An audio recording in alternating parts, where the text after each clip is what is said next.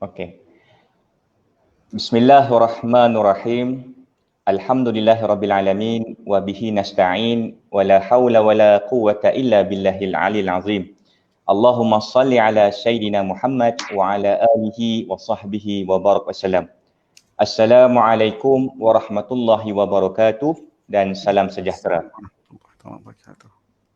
Yang saya hormati panelis-panelis kita pada malam ini, yang dikasihi ahli-ahli Auqaf Holdings Berhad, para pejuang-pejuang wakaf dan wakafer sekalian, seterusnya hadirin hadirat yang sedang menonton siaran ini secara langsung dari Facebook Auqaf Holdings Berhad. Terima kasih kerana sudi bersama kami dalam siri kedua webinar anjuran Auqaf Holdings Berhad, satu usaha untuk kita mendekati masyarakat selain dapat berkongsi ilmu pengetahuan sesama kita sepanjang Perintah Kawalan Pergerakan Bersyarat yang masih berjalan ini. Bagi memberkati majlis kita pada malam ini, insya-Allah marilah kita bersama-sama memulakan majlis dengan membacakan Ummul Kitab Al-Fatihah. A'udzubillahi minasyaitanir rajim. Bismillahirrahmanirrahim. Ya Tuhan, ya Tuhan, inna siratal mustaqim, siratal ladzina an'amta 'alaihim ghairil maghdubi 'alaihim waladdallin. Amin. Alhamdulillah, pada malam ini saya Mohsin Sharif akan sekali lagi bertugas sebagai moderator dalam satu perbincangan untuk kita membicarakan tentang langkah-langkah kerajaan dalam Belanjawan 2021 yang pada kita ini masih lagi hangat dibahaskan di sidang parlimen. Seperti yang kita sedia maklum, Belanjawan 2021 yang telah dibentangkan oleh Yang Berhormat Senator Tengku Datuk Seri Zafrul Tengku Abdul Aziz, iaitu Menteri Kewangan Negara, pada 6 November yang lepas, belanjawan ini telah mendapat pelbagai maklum malas, sama ada positif maupun negatif dari pelbagai lapisan masyarakat. Apatah lagi belanjawan ini dibentangkan pada saat Malaysia dan juga seluruh dunia sedang menghadapi satu krisis besar yang melanda, iaitu pandemik COVID-19. Walaupun kita mendengar banyak keluh kesah berkenaan belanjawan 2021 ini, akan tetapi alhamdulillah di antara intipati belanjawan 2021 adalah kerajaan komited untuk memartabatkan syiar Islam dengan memperkasakan pengurusan wakaf sebagai salah satu inisiatif pembangunan ekonomi negara. Apakah inisiatif pemakasaan wakaf ini akan mampu menjadi instrumen penting bagi pertumbuhan ekonomi negara, ataupun ini hanyalah sekadar retorik ahli-ahli politik semata-mata? Jadi, untuk mengupas lanjut tentang perkara ini, insya-Allah bersama dengan saya adalah dua orang panelis yang merupakan ahli dalam bidang pengurusan ekonomi dan kewangan Islam. Maka izinkan saya untuk memperkenalkan dahulu kedua-dua panelis kita yang akan sama-sama bersama membicarakan tajuk webinar kita pada kali ini, pemerkasaan wakaf sebagai sektor ekonomi ketiga negara. Baik. Panelis pertama merupakan seorang akaunten profesional bertauliah, seorang pengamal dan pengkaji sistem kewangan Islam dan wakaf, dan mempunyai lebih 21 tahun pengalaman dalam sektor korporat. Pengalaman dan kepakaran beliau bukan sahaja diiktiraf oleh negara, malah kajian dan penerbitan beliau turut diterima di peringkat antarabangsa. Selamat datang saya ucapkan kepada yang berbahagia Dr. Ridwan bin Bakar. Selamat datang Dr. Assalamualaikum. Waalaikumsalam warahmatullahi. Terima Dr. kasih. Ridwan. Ya, terima kasih kerana sudi bersama kita pada malam ni. Alhamdulillah, insya-Allah.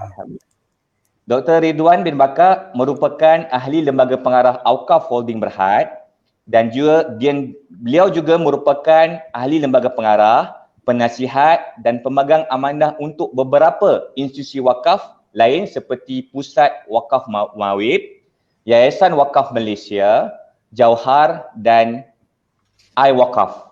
Dan kini Dr. Ridwan bertugas sebagai pensyarah di Fakulti Pengurusan Multimedia Universiti Cyberjaya. Terima kasih sekali lagi Doktor kerana sudi bersama kita pada malam ini.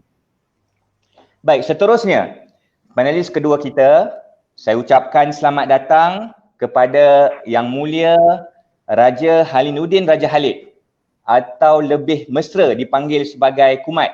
Apa khabar Yang Mulia Kumat? Boleh dengar ke?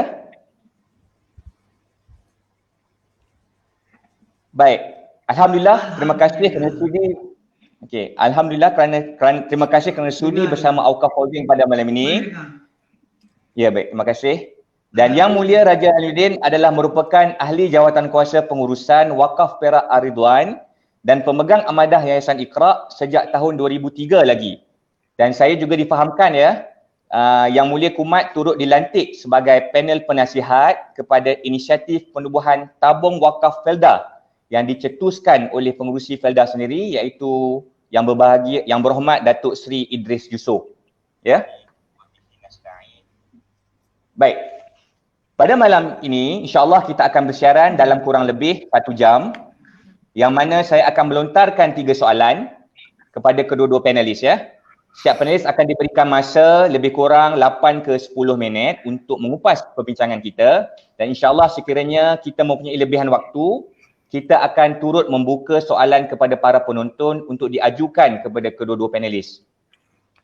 Baik, sekiranya kedua-duanya panelis telah bersedia, saya akan mulakan dahulu dengan mengajukan soalan kepada yang berbahagia Dr. Ridwan. Boleh ya Doktor? Ya, sila. Alhamdulillah. Baik, insya-Allah.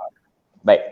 Doktor, mengambil semangat pemerkasaan pengurusan wakaf dalam Belanjawan 2021, pandangan Doktor, bagaimanakah wakaf berupaya diperkasa sebagai sektor ketiga ekonomi negara? Dan apakah platform wakaf ni wajar kita gerakkan sebagai sektor ketiga ekonomi? Silakan Yang Berbahagia Doktor. Bismillahirrahmanirrahim. Assalamualaikum warahmatullahi taala wabarakatuh. Alhamdulillahirabbil alamin wassalatu wassalamu ala asyrafil anbiya'i wal mursalin sayyidina Muhammadin wa ala alihi wa ashabihi ajma'in, amma ba'd. Pertama sekali terima kasih Encik Mohsin selaku moderator forum pada malam ini. Yang saya kasihi Kekanda Raja Halimuddin, panelis kedua dalam forum ini, dan semua tetamu-tetamu di dalam platform forum Auqaf Holdings. Alhamdulillah, dengan izin daripada Allah Subhanahu Wa Taala, kita dapat bersama-sama dalam sesi diskusi begini. Dan pertama kali terima kasihlah kepada pihak Auqaf Holding yang telah menjemput saya untuk menjadi panel untuk berkongsi, sebenarnya berkongsi pengalaman sedikit. Mungkin ilmu tak banyak tapi pengalaman tu sedikit ada yang kita boleh manfaatkan secara bersama. Jadi nak menjawab persoalan yang dikemukakan oleh saudara moderator, terlebih dahulu saya rasa adalah wajar untuk saya mengucapkan tahniah kepada pimpinan Jauhar, Yayasan Wakaf Malaysia dan juga Kementerian Kewangan kerana telah membentangkan satu belanjawan yang memfokus juga kepada sektor ketiga ekonomi, iaitu wakaf. Dan pada pandangan saya, persoalan wakaf ini telah dibentangkan di dalam bajet tahun 2020. Ia dibentangkan pada November 2019 untuk dilaksanakan pada tahun 2020 berkaitan dengan pelepasan cukai sumbangan wakaf. Jadi bila tahun kedua dibentangkan juga persoalan wakaf, maka saya berpandangan bahawa bajet 2021 yang telah dibentangkan adalah satu lonjakan kepada peluang untuk kita menggarap apa kita panggil sebagai pintu untuk melaksanakan wakaf based ekonomi yang didukung oleh sektor ketiga dan juga korporat. Jadi sebelum aku kupas lanjut ya, saudara penonton, tuan-tuan perempuan sekalian, pertama sekali kita kena memahami apa sebenarnya dikatakan sebagai third sector ekonomi. Secara ringkasnya, third sector ekonomi merujuk kepada institusi volunteer, sukarelawan yang berbentuk NPO, NGO ataupun charities, non-profit organisation ataupun non-government organisation, NGO, ataupun mana-mana institusi yang berbentuk charity. Itu definisi pertama. Dan yang lebih penting bagi pandangan saya adalah penglibatan public private sector partnership. Ini yang kita nak kupas dalam persoalan korporat wakaf, ya. Secara ringkasnya, third sector ekonomi melibatkan sektor sukarelawan, volunteerism, charity. Tetapi bagaimana kita nak laksanakan dalam konteks wakaf? Saya berlihat begini, ya. Third sector ekonomi ni, dia punya semangat, misi dia is driven by value. Dilaksanakan ataupun digerakkan berdasarkan nilai, bukan digerakkan berdasarkan kepada keuntungan. Maksud saya begini, bukan maksudnya bila kita buat perniagaan, keuntungan itu tidak penting. Tetapi third sector ekonomi menekankan social value, menekankan social goal, matlamat goal sosial itu apa. Ya, sebab tu dalam konteks ekonomi Islam, dia ada 3 kategori ekonomi. Kategori pertama kita panggil siasah, yakni dilaksanakan oleh kerajaan. Sektor kedua, tijarah ataupun tijari yang dilaksanakan oleh pihak swasta. Dan sektor ketiga, ijtimai, kebajikan yang dikatakan, yang disebut saya tadi sebagai volunteerism ataupun charity tadi. Jadi bila kita memahami bahawa third sector ekonomi ini KPI-nya berbeza dengan sektor korporat. Ianya berbeza dengan public sector. Kerana apa? Sebab kita nak create value. Jadi apa value yang kita nak create ini? Ini yang wakaf bawa. Wakaf bawa semangat, bukan semangat dunia, tetapi semangat untuk menuju mardhatillah dengan Allah Subhanahu Wa Taala. Mendapat pengiktirafan daripada Allah Subhanahu Wa Taala, itu yang penting. Jadi matlamat social value di dalam konteks wakaf adalah kita nak menjadikan negara ini, seluruh dunia, khususnya Malaysia ini, sebagai negara bersandarkan kepada baldatun thayyibatun wa rabbun ghafur. Ya, Al-Quran sebut tu. Baldatun thayyibatun wa rabbun ghafur. Dalam kitab Tafsir Ibn Katsir disebutkan bahawa ada 3 kategori untuk melaksanakan dasar baldatun thayyibatun wa rabbun ghafur. Apa dia? Pertama sekali, negara itu adalah negara yang sentiasa subur. Kita nak insya-Allah dengan semangat wakaf ni, negara Malaysia ni akan sentiasa makmur dan subur. Kedua, syaratnya adalah rezeki ni akan turun dengan berempah ruah. Ya, negara yang subur, rezekinya turun. Persoalan kemiskinan insya-Allah kita cuba selesaikan. Dan ketiga, negara yang umatnya sentiasa bersyukur kepada Allah Subhanahu Wa Taala. Jadi untuk mencapai status negara baldatun thayyibatun wa rabbun ghafur, kita tidak boleh mengharapkan kepada institusi kerajaan. Dan kita juga tidak boleh mengharapkan institusi swasta sahaja. Third sector ekonomi yang berdasarkan kepada konsep wakaf boleh memainkan peranan untuk mewujudkan semangat ini. Jadi apa yang saya nak kupas di sini, bila kita kaitkan dengan bajet, saya melihat bahawa walaupun dalam belanjawan disebutkan kepentingan kerjasama, contohnya antara Yayasan Wakaf Malaysia dan JLC dan juga satu lagi unit trust, tetapi apa yang saya ingin perkatakan adalah satu benda yang mungkin orang lain berusaha untuk menyatakan benda ini, tetapi saya melihat dari perspektif yang berbeza. Kenapa perlunya kerajaan memberi EPF, pengeluaran EPF dan juga moratorium kepada rakyat? Bagi pandangan saya, dalam sektor ekonomi ini, bagi mereka yang betul-betul susah asnaf dan juga hilang pekerjaan, mereka seharusnya dibantu oleh kerajaan. Tetapi bagi mereka yang masih ada pekerjaan, untuk menggerakkan wakaf ini, maka dana daripada EPF ataupun moratorium seharusnya diberikan. Saya ingin nyatakan di sini, dalam akhbar beberapa hari kemarin, ada 3-4 hari kemarin, dilaporkan bahawa contohnya Maybank mencatatkan keuntungan 1.3 bilion Malaysia ringgit. Dalam keadaan COVID-19 dan keadaan dibagi moratorium tu, dia masih lagi mendapat keuntungan 1.9. Jadi kenapa saya katakan moratorium ini penting? Bila rakyat ada ruang lebih ataupun duit EPF dia dikeluarkan, dia ada duit lebih, maka kita boleh gerakkan sektor wakaf. Dengan wujudnya, nanti insya-Allah saya akan kupas bagaimana penting wujudnya tabung wakaf negara ataupun tabung wakaf Malaysia ni. Di sini peranan bila rakyat ada duit lebih, dia akan bagi lebih. Tetapi dalam keadaan poket pun bocor selalu, macam mana nak bagi contribution terutamanya wakaf kan? Sedangkan mungkin zakat juga merosot disebabkan oleh faktor ekonomi, tekanan ekonomi. Jadi saya rasa itu secara umum ringkasan kenapa saya mengatakan bahawa wakaf adalah sangat penting bagi menggerakkan ekonomi negara. Wallahualam. Terima kasih. Terima kasih Doktor atas kupasan yang orang kata untuk permulaan ni ya Doktor ya.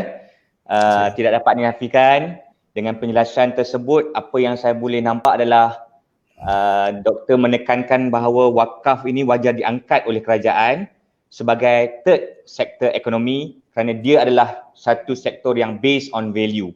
Dan insyaAllah seperti mana yang Doktor kupas tadi, keyakinan bahawa wakaf ini sebagai third economic sector boleh membawa mardatillah kepada umat secara keseluruhan insyaAllah. Baik, kita akan teruskan lagi perbincangan kita pada malam ini. Saya akan teruskan dengan mengajukan soalan kepada Yang Mulia Kumat. Boleh ya? Sedia ya? Okey, soalannya begini. Ketika pembentangan Belanjawan 2021 yang lepas, Yang Berhormat Senator Menteri Kewangan ada menyebutkan bahawa kerajaan akan mewujudkan Pelan Induk Wakaf Nasional bagi memastikan pengurusan wakaf yang lebih cekap. Dan saya juga difahamkan Yayasan Iqra yang mana Kumat sendiri adalah di antara pemegang amanah dan Dewan Perdagangan Islam Malaysia telah menghantar satu kertas cadangan kepada Kementerian Kewangan, satu framework bagaimana model Pelan Induk Wakaf Nasional ini harus distrukturkan. Jadi bolehkah Yang Mulia Kumat berkongsi dengan lebih lanjut cadangan framework tersebut agar kita boleh jadikan dia sebagai, saya kira sebagai satu batu asas usaha pemerkasaan pengurusan wakaf di peringkat nasional ni. Silakan Kumat. Terima kasih. Assalamualaikum. Assalamualaikum warahmatullahi.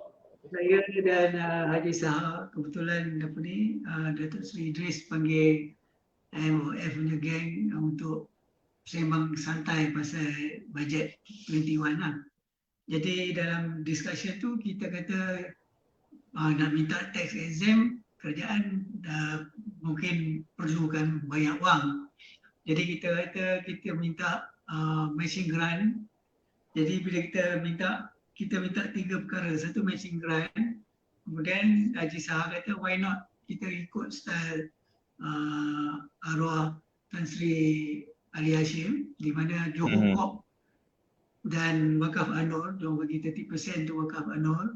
So why don't we get all the JLCs to give similar amount ke 5% ke 10% of their income or their shares to a new SPV bawah MOF. Jadi kita namakan, kita propose pemodelan Wakaf Nasional. Jadi dalam segi result of the budget, grant kita tak dapat, tapi dari segi apa yang kita proposekan yang GLC should reserve part of their income for the future generation through wakaf, because wakaf ni kekal. Bila wakaf ni kekal, jadi today punya profit kita janganlah lupa pada generasi-generasi akan datang. Jadi wakaf ni kekal hingga akhir zaman. So that's where part of the kesenangan sekarang ni patut direservekan untuk masa hadapan. Jadi saya ada satu simple slide. Kalau boleh tunjuk slide. Boleh. Slide di mana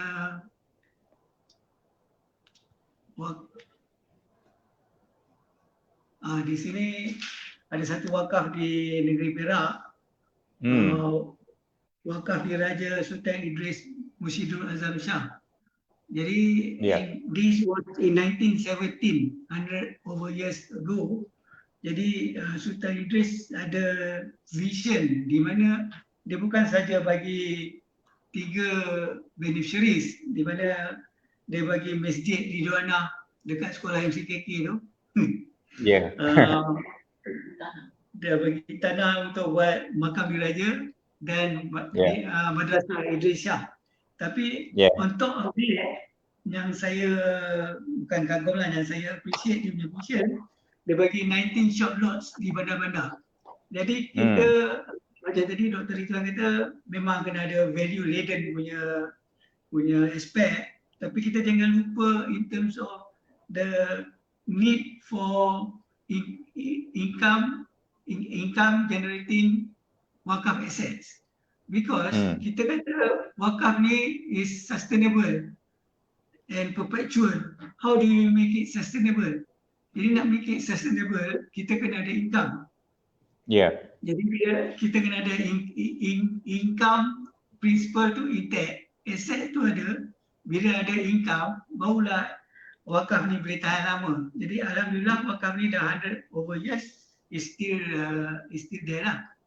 Jadi saya rasa nanti Akaf Holdings pun insyaAllah 100 years from now will still be there lah, kan. InsyaAllah. Jadi Amin. apa yang saya nak tadi Dr. Rizwan tekankan on the beneficiary or the values tu. Saya nak tekankan the need for income generating wakaf assets.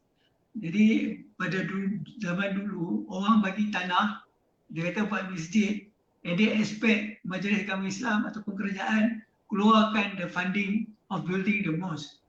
Tapi jadi banyak tanah-tanah wakaf yang terbiar sebab funding tak ada. Jadi kita kena adakan this kalau GLCs ni making profit semua, just like Johor Corp, how dia kena ada reserve untuk masa depan lah. Dulu di Terengganu pun orang ada tabung warisan di mana part of the royalty income is being saved for the future. Tapi sayang tabung tu bukan wakaf. Jadi the principal amount pun dah kurang lah saya rasa. Jadi kalau kita buat wakaf dan tabung ni, the principal amount tu intact. Jadi insyaAllah the fund will grow and the income will grow. Jadi saya tekankan aspek itu dulu lah. Baik. Saya stop situ dulu. Masa Dr. Rizwan banyak lagi nak cakap.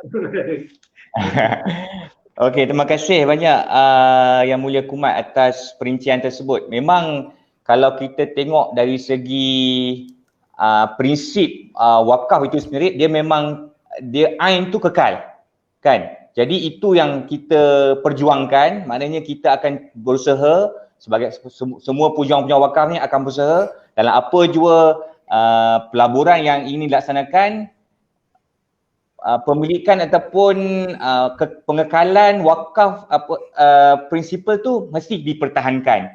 Jadi dengan adanya penekanan itu, saya yakin memang wakaf akan berterusan kekal untuk memberi manfaat kepada lebih ramai ataupun pada future generation seperti yang dimaklumkan oleh Yang Mulia Kumat tadi. Dan saya juga tertarik bila Kumat ada menceritakan bahawa ada keperluan kepada kita pejuang-pejuang wakaf ni untuk melihat dalam usaha kita nak memperkasakan wakaf ni untuk mencari pelaburan-pelaburan kepada aset-aset yang bersifat income generating.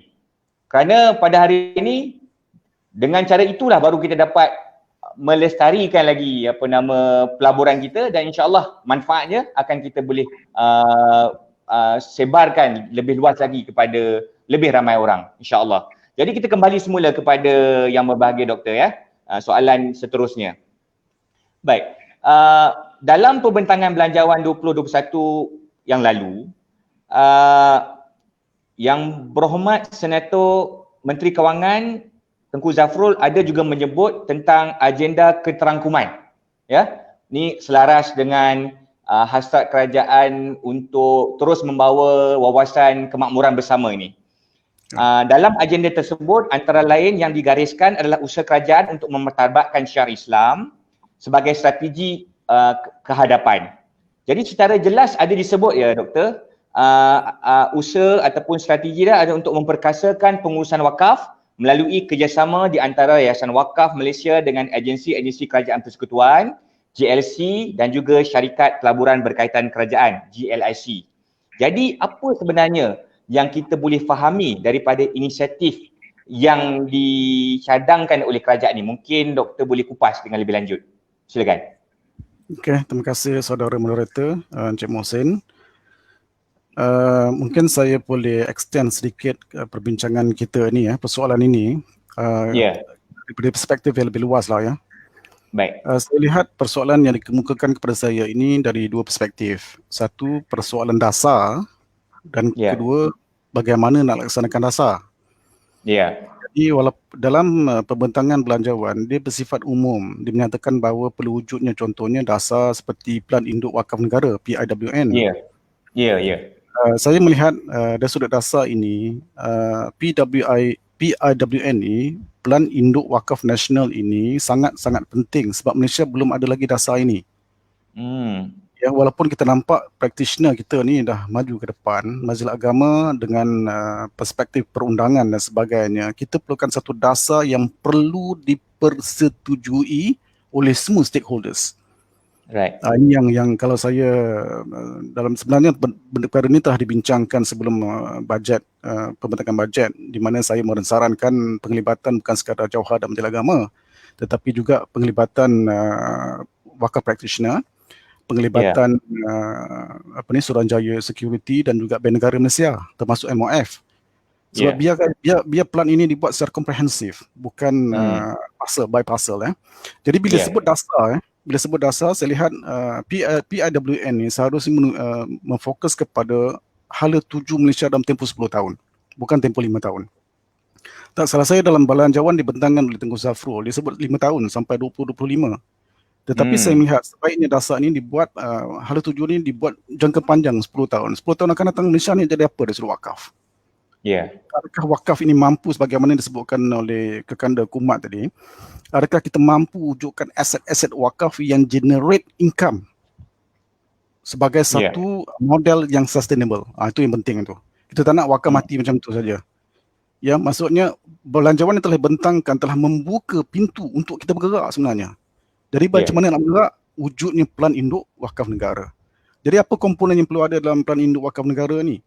Antara benda yang dibentangkan juga oleh Ketua Pengarah Jauhar, termasuk juga perlu wujudnya satu data management, perkongsian pintar data, khususnya data-data tanah yang ada di Malaysia ni. Tak salah saya, di Malaysia ni kita ada 33,000 hektar tanah. Kalau di Indonesia dalam 5 juta hektar tanah di Indonesia. Tanah wakaf ke tanah apa ni? Tanah wakaf. Ya. Masya Allah, banyak. Jadi data management tu perlu. Ini memang dasar. Sebab data ni ada di peringkat negeri, di MAIN, dan perlunya diselaraskan di peringkat Jauhar. Kemudian saya juga melihat bahawa pentingnya dasar juga, sebagaimana yang disebut oleh Kekanda Kumat tadi, perlu kita gerakkan wakaf based ekonomi yang bersandarkan kepada wakaf. Maksudnya perlu ada satu wakaf contemporary ataupun wakaf hybrid untuk menjayakan misi wakaf Malaysia. Jadi benda ni nampak macam pelik, tetapi telah dilaksanakan oleh negara-negara lain. Kenapa kita rasakan benda ni agak pelik? Ya, contoh saya ambil contoh lah. Kalau kita nak bangunkan kampung baru sebagai wakaf di tengah-tengah bandaraya Kuala Lumpur, model apa nak pakai? Ini yang kita kena ketengahkan dari sudut wakaf based ekonomi. Saya ringkaskan saja Encik Mohsin saya ringkaskan saja. Boleh. Dan perkara keempat yang perlu ditekankan dalam dasar PIWN ini adalah melahirkan tenaga pakar ataupun kita panggil sebagai human capital development. Kita ada kepakaran, kita ada anak-anak muda yang mempunyai talent. Adakah talent ini, kepakaran kita ini, kita map dengan pendidikan di sekolah? Adakah di sekolah rendah, sekolah menengah ni telah didedahkan dengan ilmu-ilmu berkaitan wakaf, sedekah dan infak? Jadi PWN ini juga akan melibatkan Kementerian Pendidikan. Kementerian Pendidikan kena bekerjasama untuk mendidik anak-anak kita daripada kecil ini memahami perbezaan antara wakaf, sedekah dan zakat, contoh. Jadi saya mungkin boleh mencadangkan kalau membuat dasar berada dalam forum ini, saya ingin mencadangkan 5 trust untuk pembangunan dasar inisiatif untuk memperkasakan wakaf di Malaysia ini. Pertama sekali, kena wujud satu governance yang solid. Kita mempunyai di Malaysia sebenarnya kita mempunyai satu perundangan amandemen undang-undang wakaf di setiap negeri, tetapi kaedah dia berbeza-beza. Jadi kalau boleh kita selaraskan di bawah undang-undang wakaf wilayah sebagai contoh yang boleh diterima pakai di negeri-negeri lain, dia jadi cantik. Satu model perundangan wakaf khas untuk Malaysia yang diterima pakai oleh semua negeri. Itu perkara pertama. Kita panggil strategic trust kepada PIWN. Kedua, perlu wujudnya gagasan ekonomi berteraskan wakaf. Bagaimana nak buat? Kemungkinan satu cadangan yang baik adalah, walaupun ini bukan cadangan baru, cadangan yang lama, tetapi perlu digerakkan, iaitu wujudnya tabung wakaf Malaysia ataupun tabung wakaf negara yang berdasarkan kepada cash wakaf. Ya, fatwa pun dah ada, tak ada isu. Ketiga, engagement of public. Engagement of public termasuk korporat masih kurang. Jadi strategic trust ketiga perlu ada, mengajak sektor korporat dan bersama-sama, sebagaimana yang soalan yang ditujukan kepada saya, apakah relationship Yayasan Wakaf Malaysia dengan JLC, JLIC kan. So ini akan menjadi satu strategic trust, kerjasama partnership antara sektor publik, sektor swasta dan juga wakaf. Dan keempat, perlu wujudnya apa kita panggil sebagai teknologi IR 4.0. Kena pakai teknologi. Mungkin di negara barat, contohnya di Korea dan sebagainya telah menyebut IR 5.0. Dan kita baru terkial-kial IR 4.0. Jadi sudah tiba masanya kerajaan menggerakkan benda ini dan kemudian diterima pakai oleh MAIN. Seluruh MAIN menggunakan IR 4.0 sebagai instrumen penting di dalam menggerakkan wakaf, terutama di kalangan orang-orang muda. Semua pakai handphone, handset, senang buat contribution kepada cash wakaf. Jadi maklumat governance ini penting. Pengalaman saya dalam wakaf ini, apabila kita melaksanakan kerja-kerja wakaf dengan telus, jelas, orang percaya, orang akan bagi lagi banyak. Betul. Kepercayaan itu sangat penting, trust itu. Honesty is very important dalam wakaf. Kalau kejujuran tak ada, memang habis hancur. Jadi kita tidak mahu dari sudut governance-nya, nanti saya akan mungkin round ketiga nanti saya akan bagi cadangan lain bagaimana kita nak gerakkan wakaf. Itu dari sudut dasar. Dari sudut implementasi, bagaimana kita nak buat? Di sinilah peranan Yayasan Wakaf Malaysia di peringkat kerajaan persekutuan untuk menggerakkan implementasi dasar tadi. Sebab Yayasan Wakaf Malaysia adalah di bawah Jawhar, di bawah Menteri Agama. Jadi dia mempunyai kuasa dengan dukungan status mutawali daripada Majlis Agama Islam Wilayah Persekutuan. Jadi Yayasan Wakaf Malaysia boleh bergerak.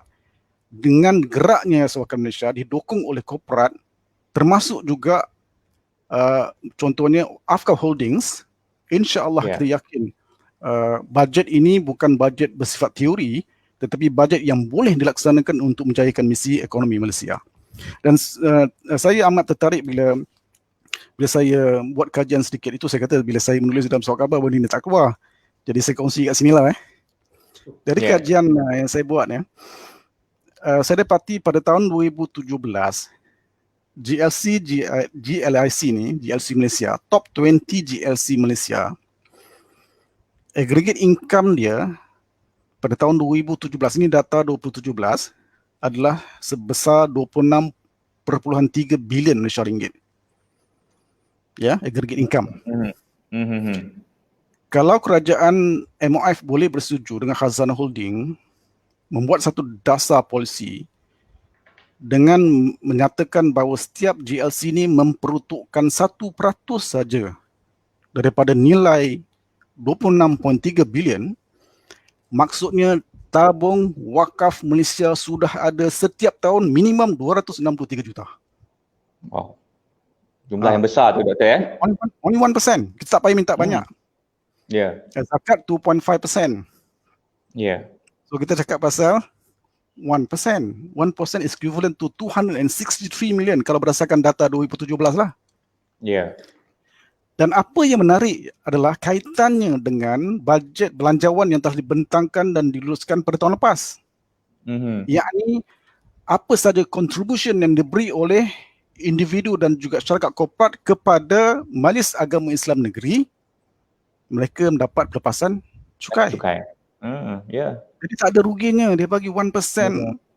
kepada contohnya satu institusi di tabung wakaf negara di bawah Yayasan Wakaf Malaysia, dan kemudian dana ini diagihkan setiap negeri di seluruh Ya. Malaysia termasuk Sabah dan Sarawak. Ya. Jadi dana itu besar. Ini andaian data 2017, mungkin 2020 ni mungkin dah merosot sikit sebab ekonomi tak baik, tapi kita ambil contoh saja. Ya.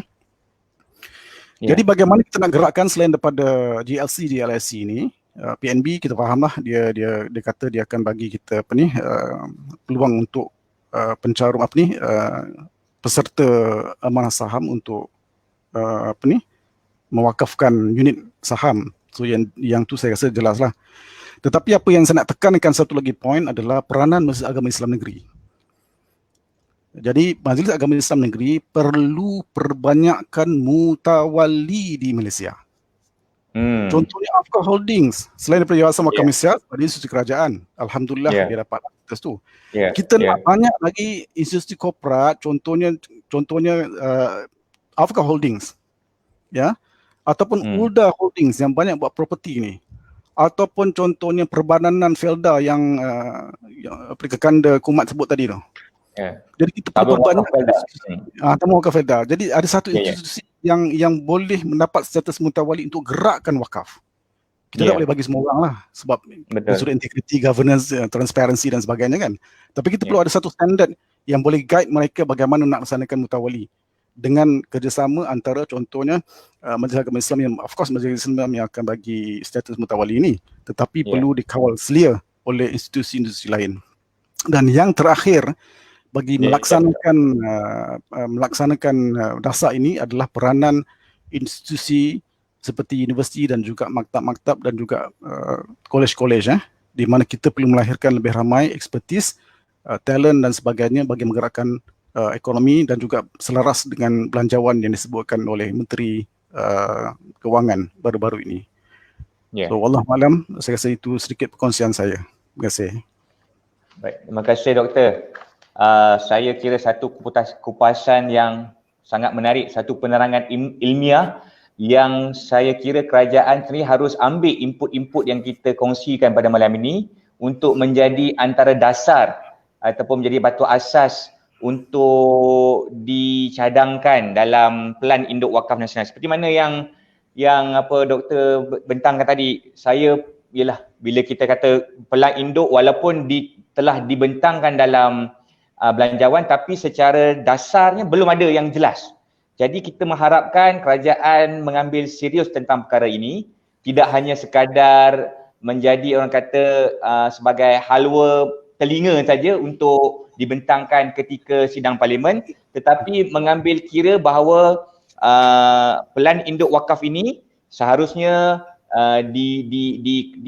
dilaksanakan dalam kerangka hala tuju selama lebih 10 tahun dan ada teras yang jelas, dan kita yakin dengan adanya pelibatan semua pihak, semua pemegang taruh, maka kita akan dapat menghasilkan satu dasar yang dapat memberi jaminan yang berpanjangan kepada ummah, insya-Allah. Itu yang saya dapat intipati daripada kupasan daripada doktor tadi. Baik, sekarang saya nak kembali kepada Yang Mulia Kumat kalau tadi Kumat ada berbicara tentang struktur Pelan Induk Wakaf Nasional cadangan yang telah diajukan kepada Kementerian Kewangan. Mungkin tadi tak ada tunjuk secara struktur yang jelas, tetapi yang saya faham bahawa dalam setiap urusan yang berkaitan dengan agama, termasuklah wakaf, maka dia adalah di bawah bidang kuasa Raja-Raja Melayu. Jadi persoalan saya kepada Kumat, bagaimanakah Raja-Raja Melayu, Majlis Raja-Raja maupun Majlis Agama Islam Negeri dapat memainkan peranan dengan lebih berkesan dalam memastikan Pelan Induk Wakaf Nasional seperti mana yang telah dicadangkan atau yang cadangan-cadangan yang telah dibentangkan oleh Dr. Ridwan tadi akan memberi manfaat terus kepada rakyat dan tidak hanya sekadar yang seperti saya katakan tadi hanya sekadar hawa telinga untuk menjadi hiasan polisi semata-mata. Silakan Yang Mulia Kumat.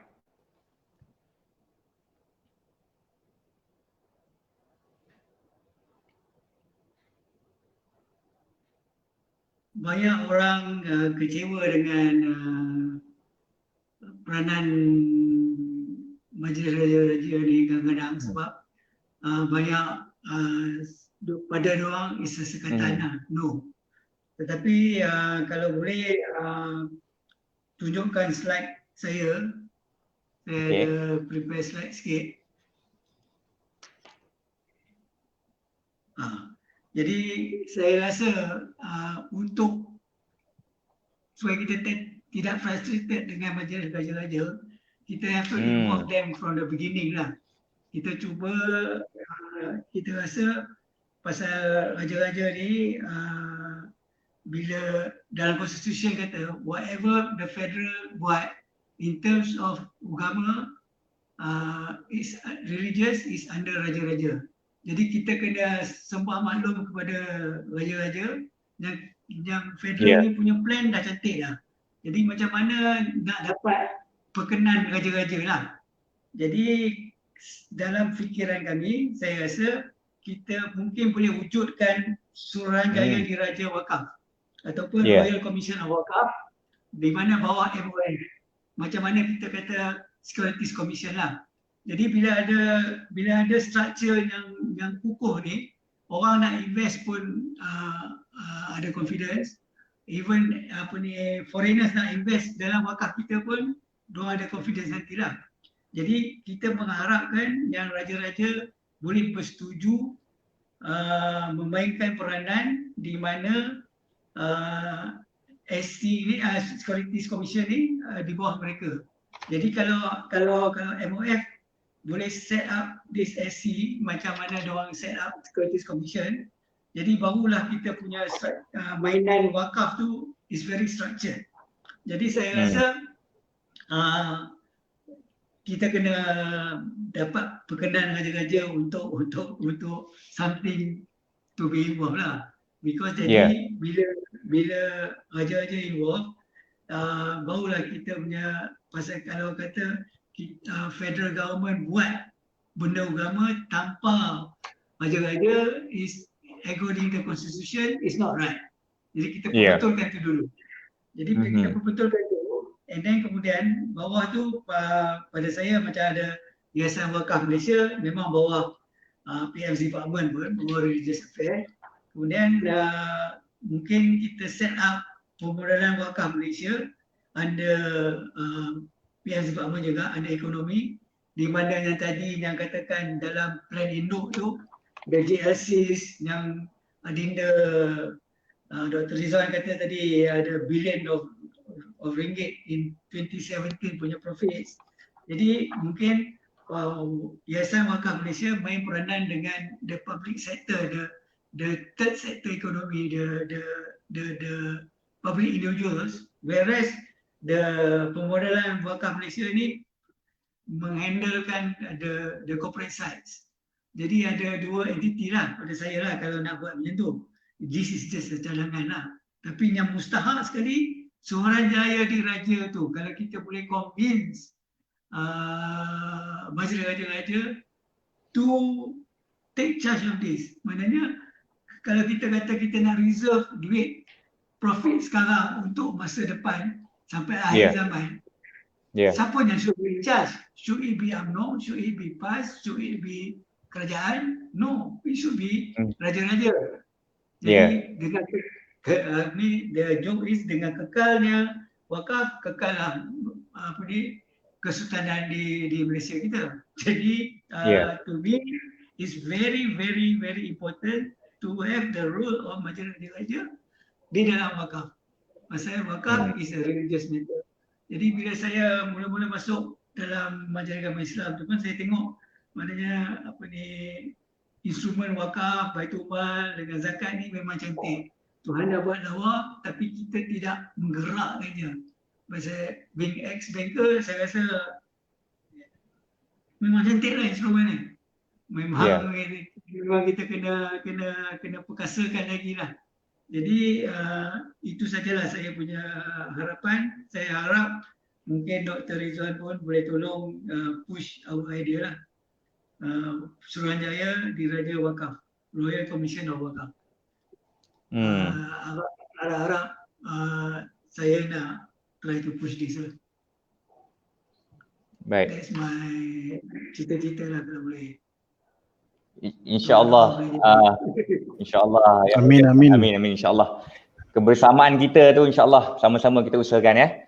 Baik, ya, terima kasih sekali lagi Yang Mulia Kumat di atas penerangan tadi. Apa yang saya boleh simpulkan macam yang Yang Mulia Kumat katakan, memang kita kena libatkan raja-raja Melayu daripada permulaan.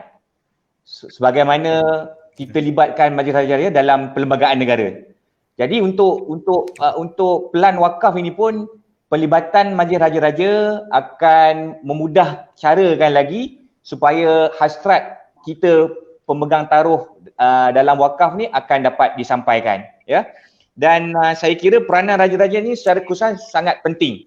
Kita tak boleh nak menidakkan peranan raja-raja dalam raja sebagai lambang negara, sebagai lambang negeri. Apa jua keputusan raja, kita sebagai rakyat akan akur dan patuh, dan insyaAllah apa yang raja atau sultan akan putuskan nanti akan bukan hanya sekadar memberi keadilan kepada sebelah pihak semata-mata, tetapi kita melihat kepada keseluruhan rakyat, rakyat jelata, insyaAllah. Itu yang kita nak.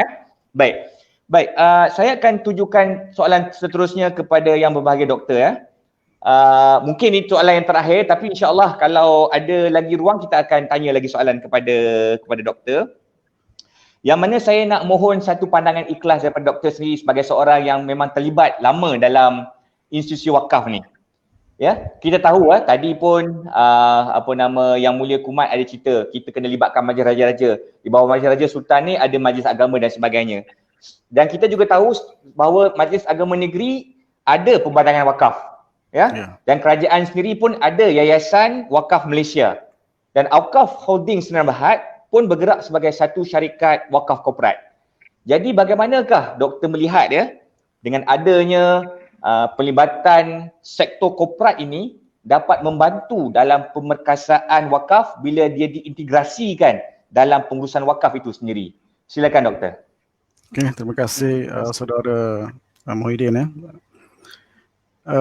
mungkin sekali lagi saya minta izin saya kena expand sedikit persoalan ni supaya dia nampak keseluruhan.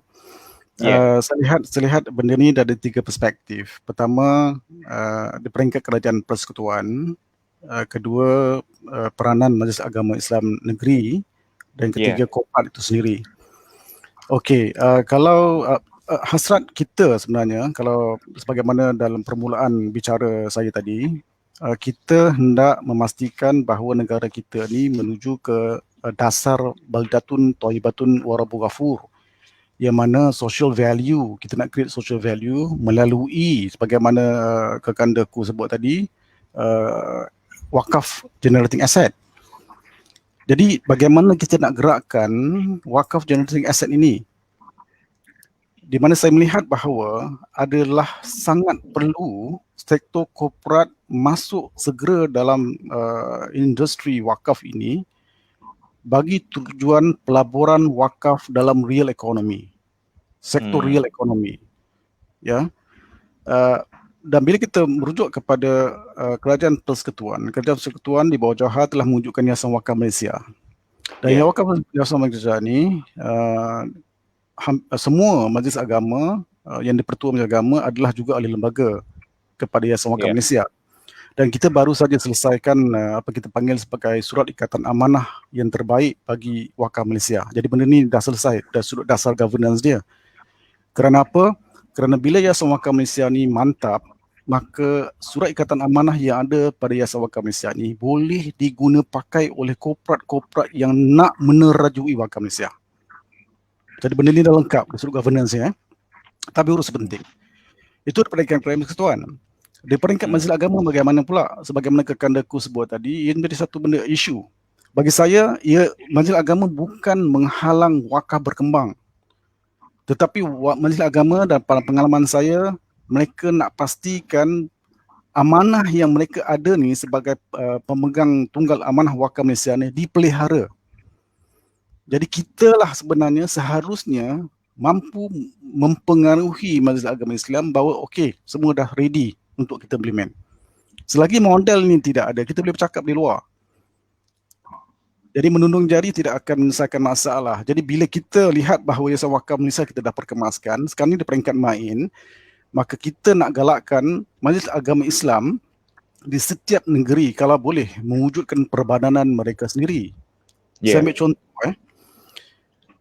tanah-tanah wakaf yang saya sebut tadi ada lebih kurang 33,000 hektar yang tidak dibangunkan. Dan dia berada di seluruh Malaysia. Dan bagaimana kita nak bangunkan? Maka perlulah satu institusi di peringkat Majlis Agama untuk menggerakkannya. Dan idea-idea ni lah sebab tu kita lihat contohnya di Selangor kita ada Perbadanan Wakaf Selangor. Di wilayah kita ada Pusat Wakaf Wilayah. Di Pulau Pinang kita ada Pusat Wakaf Pulau Pinang.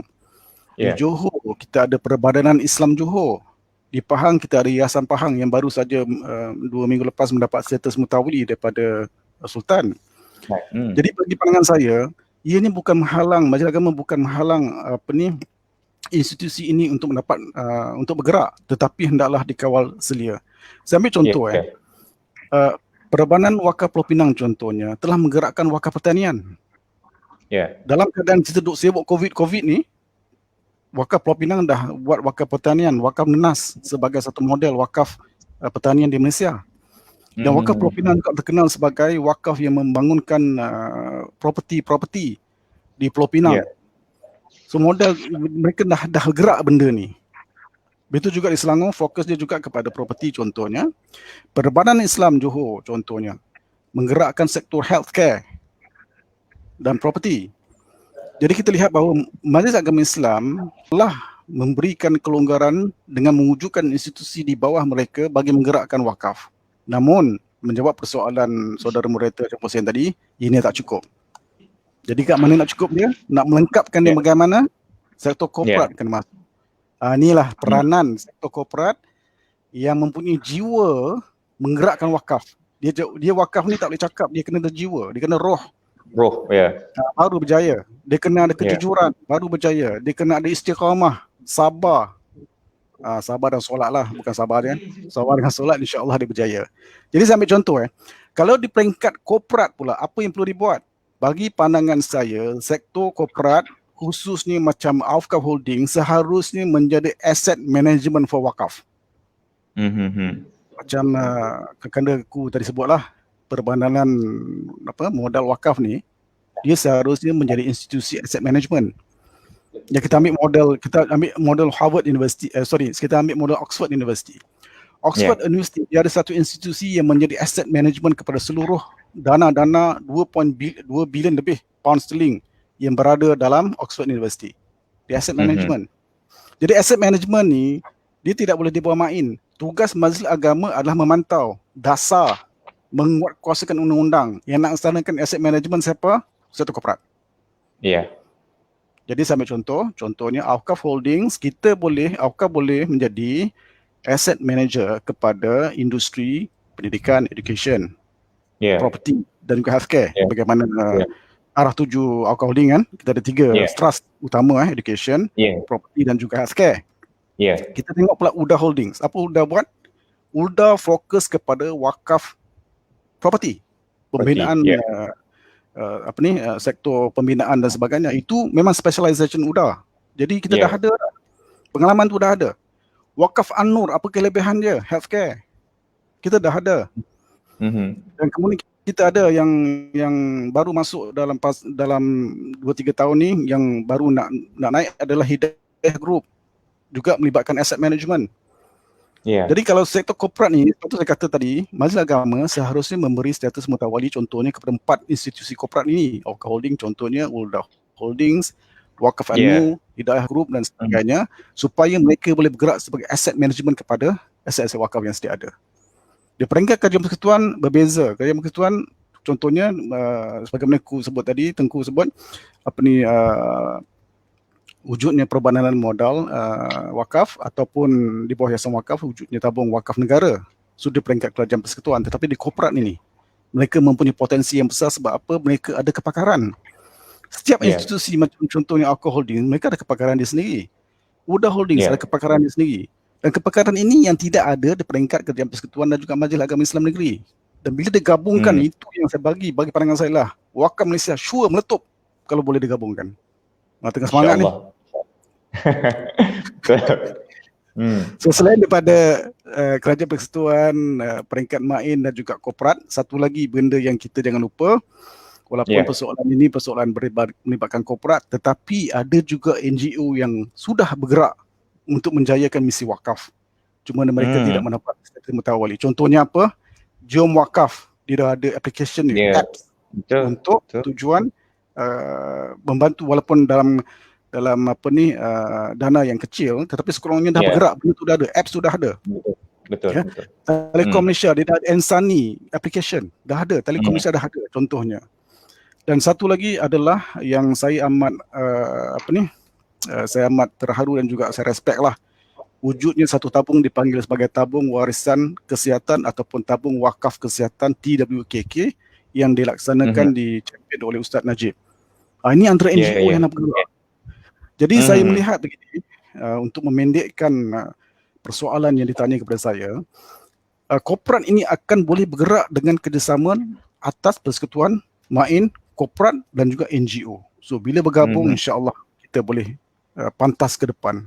Wallahualam. Baik. Terima kasih banyak sekali lagi kepada Yang Berbahagia Doktor, satu kupasan yang sungguh menarik ya. Yang pertama sekali saya cukup terharu lah bila pandangan doktor itu menghargai usaha-usaha yang dimainkan oleh pemain wakaf ni ataupun wakaf player ni. Kita ada yang mereka yang di peringkat persekutuannya ada peranannya, di peringkat negerinya ada peranannya, di peringkat korporat pun ada peranannya, dan akhir sekali di peringkat NGO pun ada peranannya, yang semuanya berusaha bersama-sama untuk memastikan wadah wakaf ini dapat diterima dan dapat beri manfaat kepada lebih ramai orang. Dan saya juga tertarik bila doktor berkata tentang bahawa dari wakaf ini ada social value dia, dan dia inilah yang akan generatekan lebih spill over kepada rakyat. Dan sebagai sektor korporat, keperluan untuk memasuki dalam industri wakaf ni adalah kerana keperluan untuk memastikan real ekonomi itu menggunakan wakaf tu sebagai instrumen untuk memberi satu orang kata keadilan kepada ekonomi itu sendiri, kan doktor ya. Dan kita yakinlah apabila Majlis Agama dapat membuka ruang seluas-luasnya, memberi status mutawali kepada lebih ramai syarikat korporat di luar sana, maka impak wakaf punya spillover ni akan lebih kepada ummah di seluruh Malaysia ni, insya-Allah. Baik. Amin. Saya akan teruskan lagi dengan Yang Mulia Kumat. Soalannya berbunyi begini ya, kita tahu Yang Mulia Kumat adalah orang yang terlibat secara langsung dalam pelaksanaan dan penubuhan banyak institusi wakaf di dalam negara. Jadi bagaimanakah Yang Mulia Kumat melihat struktur institusi wakaf itu sendiri? Adakah pada ketika ini sudah baik ataupun boleh lagi ditambah baik dan boleh diperkemaskan lagi supaya dia dapat terus menjadi satu wadah yang memberi manfaat kepada umat, khususnya umat Islam. Silakan Yang Mulia Ku. Terima kasih. Saya rasa kita baru ada very infant stage, baby stage lah. Because banyak yang kena improvekan. Ada mula-mula dulu kita ada Yayasan Iqra, bila kita pergi pada Majlis Agama Islam Perak, kita rasakan even in the state level, macam tadi kita kata Suruhanjaya, Diraja for federal level. Patutnya Majlis Agama Islam pun memainkan peranan sebagai SC juga, sebagai monitoring bukan as a player. Tapi walaupun sejak itu, Tuanku telah latih saya dalam wakaf Perak Ariduana. Jadi konflik pada diri lah. Tapi maksud saya, macam bila Adinda Dr. Rizal tadi cakap pasal banyak tanah-tanah terbiar, banyak benda yang kena tengok lah. Jadi kalau katakan pemodelan wakaf nasional kita tadi tu dapat cash dan shares from SC, from GLCs. Jadi cash tu digunakan untuk membangunkan income generating wakaf assets. Jadi bila katalah kita pergi kepada state, kata pergi Perak, Perak akan cari tanah kata berapa ratus ekar ke tanah wakaf dan kita bangunkan. Bila kita bangunkan, bila kita dah ada rental income, baru kita pergi for crowdfunding lah. Jadi pada saya wakaf ni boleh jadi macam kita punya exit plan juga. Maknanya bila kita dah ada income, kita raise fund from the public, 1 square feet berapa ringgit. From that amount kita boleh recover kita punya investment. Jadi bayangkan kalau kita dah create satu township kata di Ipoh. Jadi ada tanah-tanahnya idle yang tidak dibangunkan di kampung-kampung. Because banyak tanah-tanah wakaf yang idle ni, to be fair pun susah nak develop because dia scattered, very small and tak ada market value lah, jauh. Jadi bila kita katakan waris-waris yang ada, kita kata kita ada bangunan di Ipoh, di bandar, dan you bagi balik tanah yang tok you wakafkan ni, bagi balik pada state dan istidal dia ke bandar. Saya rasa kalau kita dah ada bangunan-bangunan yang tu, baru kita boleh solve the matters of idle land ni. Because idle land ni nak develop tempat tu memang susah. Mungkin kalau kita ada cash daripada pemodalan nasional tadi tu, then kita can develop in the township, and orang boleh istidal, boleh swap from the kampung land to the, pasal kita kata pahala wakaf ni akan dapat pada kita bila kita dah ada income. The principal intact, the asset intact, tapi dah ada income, dan income tu digunakan untuk kebajikan. Jadi kalau kita tak develop tanah tu, bayangkanlah kata kita dah mati, kita menunggu-nunggu bila the starting point of the wakaf tu. Because dia kena develop the land, ada income, wakaf tu berjalan lagi cantik lah. Maknanya kalau katakan kita dah tak ada di dunia, kita dah tunggu the benefit of wakaf land tu, kesian lah kita. Jadi kerja-kerja wakaf ni kita banyak kerja pada orang-orang yang tak ada. Jadi memang idle land ni kita sedih tengok lah. Tapi one of the way to develop is to develop it in the city so that this can be swapped. Bila boleh swap, barulah benda tu boleh. Pasal tanah tu kecil-kecil. Setengah tu dia bagi, macam kata di Faraid kan, 1/1000. Jadi Faraid part dia bagi. Yang part-part lain tu tidak diwakafkan. Jadi banyak-banyak isu lah dari segi idle land. Saya ada list of idle land di Perak dan saya tengok kalau nak develop on each and every idle land tu agak susah unless kita swap pada bandar. Itu pandangan saya lah. Nak touch on the idle land. Lagi satu yang saya rasa kita tidak touch dari plan induk tadi. Dia kata nak lebih pengurusan wakafnya lebih cekap gitu kan.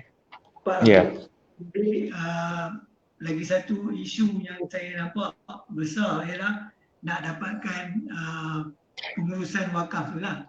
Maknanya kita kena cari professionals, tapi professionals yang ada value. Yang ada value wakaf lah, macam wanita wakaf ni kan. Jadi maknanya kita kena cari orang yang ciri-ciri ulu albab lah. Pintar dan saleh kan. Jadi itu lagi satu isu saya tengok di Majlis Agama Islam. Pada saya lah, kalau saya di Majlis Agama Islam, kita patut ada orang yang sampai status investment banking, merchant banking lah. Dia boleh create position, dia boleh create macam-macam lah nak buat untuk wakaf ni. Dia punya ni tidak bukan basic banking lah, dia dah corporate banking lah. Jadi nak cari staff yang berilmu tinggi dan berakhlak mulia dan ulul albab lah. Cerdik dan pintar dan soleh. Jadi that is another aspect di mana I think I tunggu pasal Datuk Seri Dere, dia dulu buat college ulul albab, sekolah-sekolah ulul albab, impias semua kan. Jadi mungkin budak-budak ni nanti saya harapkan boleh masuk dalam wakaf sektor ni dan bring this sector up lah. Itu lagi satu harapan lah. Saya rasa dah banyak cakap lah. Itu saja yang saya ada lah. Terima kasih. Baik. Baik, terima kasih Yang Mulia Kumat atas kupasan tadi. Memang seperti mana yang Kumat katakan tadi, begitu juga apa yang juga diperkatakan oleh Yang Berbahagia Dr. Ridwan, ada keperluan untuk kita untuk bina human capital dalam wakaf ini supaya lebih ramai lagi orang faham apa itu instrumen wakaf dan boleh lebih ramai lagi antara kita yang terlibat yang boleh menjadi orang terpenggerak, yang memudah cara, yang boleh faham dari segi struktur kalau nak perlukan pelaburan dan sebagainya, mereka dapat memberi satu sumbangan dalam wakaf ini, insya-Allah. Dan saya juga tertarik tadi bila Kumat berkatakan tentang isu tanah-tanah yang terbiar ni.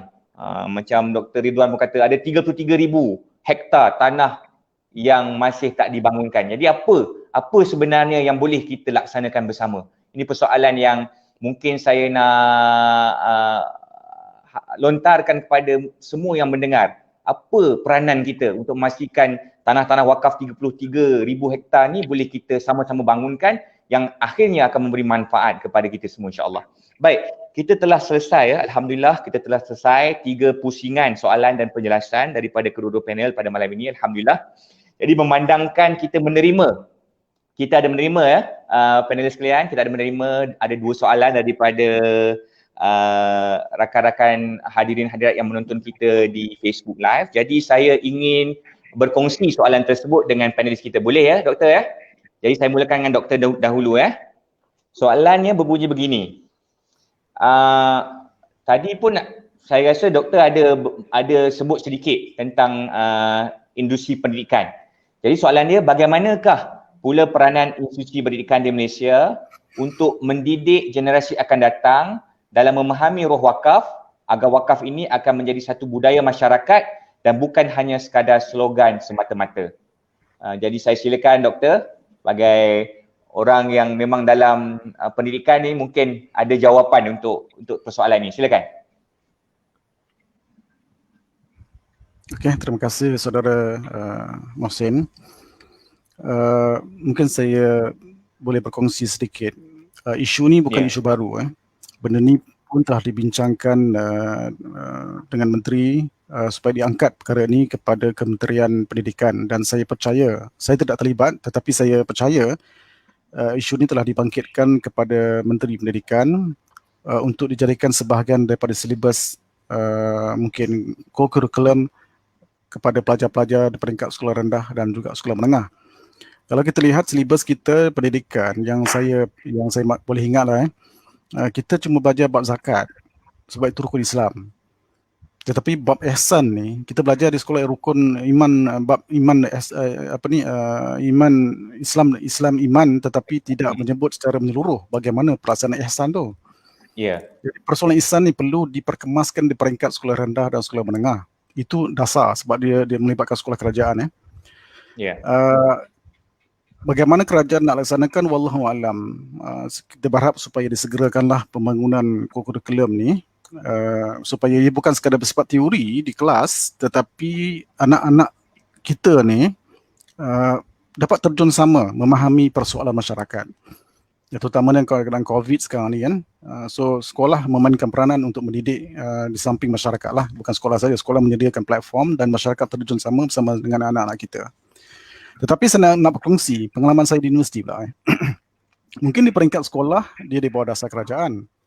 Tetapi ruang untuk mendidik anak-anak ini banyak dalam universiti. Ya. Banyak dalam maktab-maktab dan kolej-kolej. Universiti kena gerakkan. Saya ambil Ya. satu contoh. Dalam 2-3 tahun lepas saya pernah buat satu program dengan pelajar-pelajar saya. Program wakaf bersifat internasional. Dan pelajar-pelajar ini diminta cari duit sendiri. Ya. Universiti tak akan bagi duit. Peringkat awal universiti tak bagi duit. Universiti kata okey, cari sendiri. Tetapi memeranjatkan anak-anak muda kita ni seramai 27 orang pimpinan pelajar-pelajar di Universiti Multimedia ni yang berguru dengan saya buat wakaf ni, mereka berjaya collect sebanyak RM110,000 Ya Allah, insya-Allah. untuk projek pelajar-pelajar aja sebenarnya. Untuk projek wakaf. Peringkat awal tu bila kita, sebab tu saya kata dia melalui proses pendidikan hati sebenarnya. Dia bukan mesiapkan duit. Ya, bila katakan kita cakap pada budak ni kita tak ada duit, universiti bukan tak nak bagi duit, tapi peringkat awal universiti nak tengok dulu. Tetapi bila kita test anak-anak kita ni sebenarnya boleh meletup sebenarnya. Mereka sampai pergi ke rumah cuci kereta ni untuk mendapat dana wakaf. Ini bentuk pengorbanan. Ya, kalau di Turki dipanggil khidmat. Dia didik anak-anak mereka dengan khidmat. Di Indonesia juga begitu. Jadi kalau kita boleh terapkan peringkat awal ini peringkat setiap universiti, saya percaya IPTA di Malaysia dah laksanakan. Cuma mungkin dia tidak ditonjolkan. Tapi saya meyakini bahawa benda ni telah dilaksanakan dan boleh dilaksanakan. Saya dah buktikan benda tu boleh berjaya. Kita bawa nama universiti di peringkat internasional. Dana-dana dia collect sendiri dari pelajar. Kita cuma jadi mentor, motivate dia orang, guide dia orang sahaja. Dan mereka boleh buat. Lebih cemerlang daripada kita sebenarnya. Itu di peringkat universiti lah. Jadi nak menjawab persoalan ini, ia bukan retorik, ia bukan slogan. Itu dasar kerajaan untuk sekolah rendah, sekolah menengah, itu kita lepaskan kepada Kementerian Pendidikan. Tugas kita menegur dan bagi tahu. Akhirat nanti jawab, kan? Sebab kita dah cakap. Tapi kalau kita punya kuasa di universiti, kita laksanakan.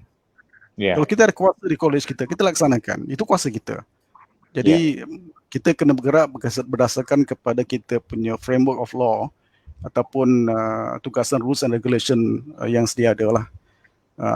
Saya percaya kerjasama daripada Majlis Agama Islam pun sangat baik sebenarnya untuk mendorong pelajar-pelajar ini untuk memahami perbezaan antara wakaf, zakat dan infak. Wallahualam. Baik. Terima kasih doktor atas ulasan tentang persoalan tersebut. Memang peranan di peringkat institusi pendidikan ni sangat penting, especially dalam kita nak membina siasah anak-anak generasi yang akan datang. Saya kira kalau macam doktor cakap tadi, kalau kita boleh gerakkan di peringkat yang lebih awal daripada di peringkat early child education tentang beza wakaf, zakat, sedekah dan sebagainya, pasti sedikit sebanyak ilmu tersebut akan tersemat dalam hati mereka dan akhirnya satu hari nanti roh tu akan sampai insya-Allah. Baik. Saya akan mengutarakan satu lagi soalan. Ini saya kira inilah satu soalan terakhir lah yang saya akan berikan kepada Yang Mulia Kumat. Tapi soalan ni pun panjang sebab dia lebih berkisar tentang hasrat daripada sekumpulan sahabat-sahabat pejuang wakaf di Kampung Baru. Antara lain, mereka mengatakan kami pemilik tanah dan waris tanah Kampung Baru sangat berharap sekiranya dapat kerajaan serta pejuang-pejuang wakaf dapat membantu kami melalui koperasi Maskok. Saya ingat ini koperasi yang telah ditubuhkan Koperasi Maskok Kampung Baru dengan memajukan pembangunan Kampung Baru sebagai bandar wakaf pertama di Malaysia, di mana setiap 1 ekar pembangunan seperti model Menara Imarah di Jalan Perak dijalankan secara pajakan 25 tahun serta wakaf dengan 1% minima hasil sewaannya. Dan kalau dibuat calculation di sini, 45,000 sebulan akan menghasilkan 540,000 setahun dari segi revenue-nya. Dan semua hasil ini akan diwakafkan di dalam tabung wakaf Kampung Baru, di mana hasilnya nanti akan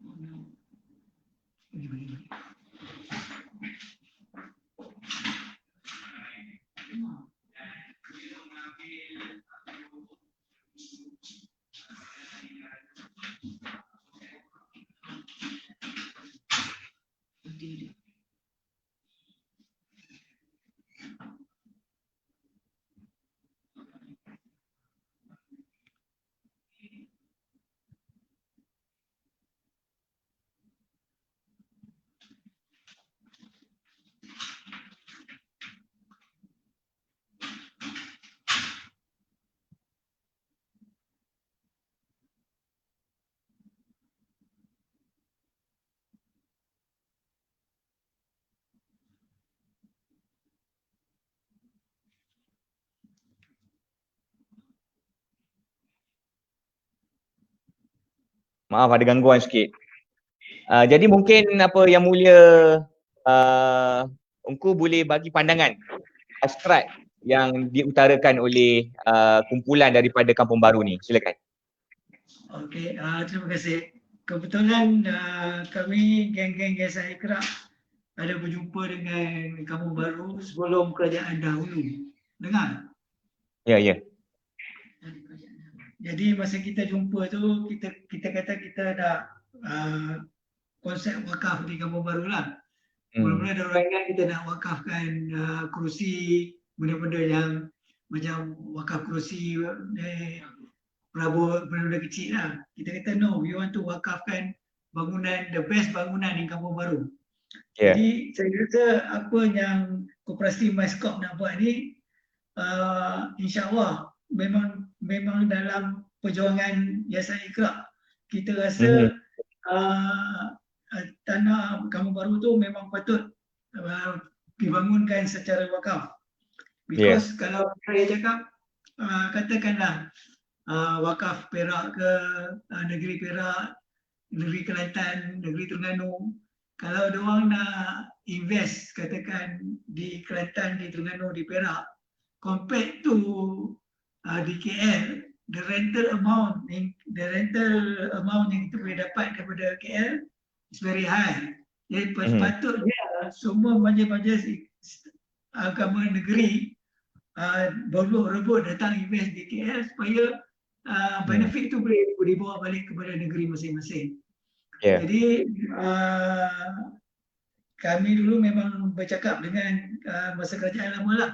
Tapi saya kalau ni nak kontak, saya sanggup berjumpa dengan MyScope lah. Ya, boleh. Pasal memang apa ni, the last piece of land in KL yang kita patut bangunkan lah. Maknanya pasal dari segi wakaf ni, bangunan tu kita boleh sewakan pada non-Muslim pun tak kisah. Tapi income tu digunakan untuk kebajikan. Dan wakaf ni terkait, even the income boleh digunakan untuk orang kafir. Jadi wakaf ni memang very flexible compared to zakat. Jadi memang hasrat kami Kampung Baru tu patutnya boleh diwakafkan lah. Mungkin kita boleh kerjasama dengan MARA sebab boleh bangunkan sekali dengan MARA, boleh buat konsep wakaf together lah. Baik. Jadi saya tak tahu macam mana nak kontak MyScope, mungkin MyScope nanti kontak Alkaf. Boleh? Ya. Baik. InsyaAllah Alkaf bersedia untuk menjadi pengacara. Katanya pihak daripada MyScope berhasrat untuk berhubung terus dengan Yayasan Iqra. Bolehlah berhubung melalui Alkaf. InsyaAllah kita akan connectkan both party dan kita akan bincang bersama-sama. Mungkin Alkaf ni seperti mana yang Dr. Ridwan cakap tadi, boleh hadir sebagai asset management company to oversee the asset di Kampung Baru tu, insyaAllah. Baik. Memang apa yang kita bincangkan ni, kalau nak kira dari segi ilmu wakaf ni memang akan panjang lagi ya doktor dan juga Kumat tapi nampaknya masa begitu mencemburui kita. Namun begitu, apa yang saya boleh simpulkan di sini, instrumen wakaf akan terus kekal menjadi satu instrumen yang terbaik dalam ekonomi Islam, bukan saja untuk menyelamatkan ekonomi umat Islam secara khusus, adalah menjadi satu instrumen rahmatan lil alamin kepada seluruh masyarakat. Ya, insya-Allah kita yakin sekiranya ada will daripada kerajaan, maka sektor ketiga ini akan memperkasakan lagi ekonomi negara kita. Jadi dengan kata-kata itu, maka dengan ini selesailah siri kedua webinar Awqaf Holding Berhad yang bertajuk Pemerkasaan Wakaf sebagai sektor ekonomi ketiga. Saya mewakili pihak penganjur ingin merakamkan jutaan terima kasih kepada kedua-dua panelis kita yang sudi bersama kita pada malam ini. Dan semoga perkongsian ilmu kedua-dua ilmuwan ini akan memberi manfaat kepada kita semua, insya-Allah, dalam kita memahami peranan dan tanggungjawab besar yang dimainkan oleh Institut Wakaf sebagai sektor ekonomi ketiga negara, insya-Allah, pada masa ini. InsyaAllah. Jadi kami juga mengharapkan ya para penonton sekalian yang telah bersama-sama kita sepanjang 1 jam lebih ini untuk turut memanjangkan ilmu ini di Facebook masing-masing, insya-Allah. Dan kepada mereka yang sudi bersama Awqaf untuk mengumpulkan dana, bolehlah terus melayari maklumat lanjut itu di awqaf.com.my ataupun boleh juga terus menjadi penyumbang wakaf melalui Awqaf melalui akaun bank Awqaf Holding yang tertera di skrin ya. Semoga dengan sedikit usaha kita pada malam ini, ikhtiar kita dan juga dana yang kita himpunkan ini menjadi asbab pada kita untuk mendapat ganjaran syurga daripada Allah nanti, insya-Allah. Jadi sekadar itu saja malam ini, saya ucapkan setinggi-tinggi penghargaan sekali lagi kepada kedua panelis kita. Jadi saya sudahi perbincangan kita pada malam ini dengan tasbih kafarah dan juga surah wal as. Barakallahu fiik. Bismillahirrahmanirrahim. Baik, sekian daripada kami. Assalamualaikum warahmatullahi wabarakatuh. Waalaikumsalam warahmatullahi taala wabarakatuh.